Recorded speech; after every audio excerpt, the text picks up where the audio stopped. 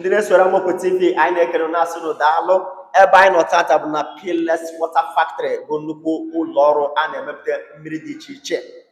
Anyị wee na-asị gị nnọọ ya bara gị ebe ọ bụla ị nọ tata ka e mepere ya. Onye rụrụ ya bụ Chief Dr. Emeka Udeh Ezeomeogo 1 ebe anyị nọ na ya bụ ụlọ ọrụ. E nwere nnukwu mmadụ anyị na-anọ. Biko gwa ọha na eze aha gị, onye bụ na ihe na-agwa ụwa niile gbasara factory emepere tata. Ezigbo afa m bụ Ambassador Ozonwachukwu Uche JKings, CEO JKings Properties. Oli ime ọnụ ife ihe dị otu a from nwanne anyị bụ Honorable Dr. Emeka Udeh. The Peerless Water abụrụ just water, ọ ihe ndị Igbo na-akpọ purified water, ọ dị special.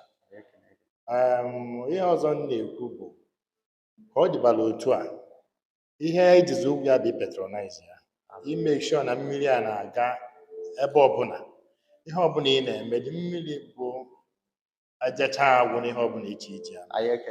Ọ project a ka a na-akpọ akụ ruo ụlọ project. So ebe anyị na-eti mkpu akụ ruo ụlọ, nke a bụkwa ofu n'ime akụ ruo ụlọ project.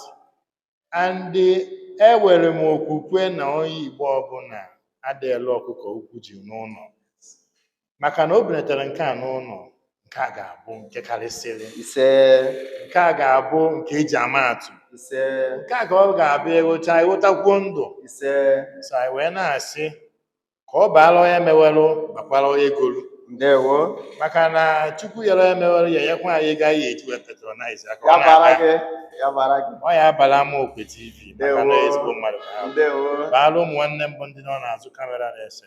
Ya bara gị. Chukwu gozie anyị Ya bara gị. gozie Peerless Water. Yes. Ise. Anyị na-asịkwa Chukwu gozie JKings property maka na ọ ka bụ ọka ibe gbasara ihe property. Ndewo maka isoro Amokwe TV. Onye ahịlarị na-ekene gị. Thank you.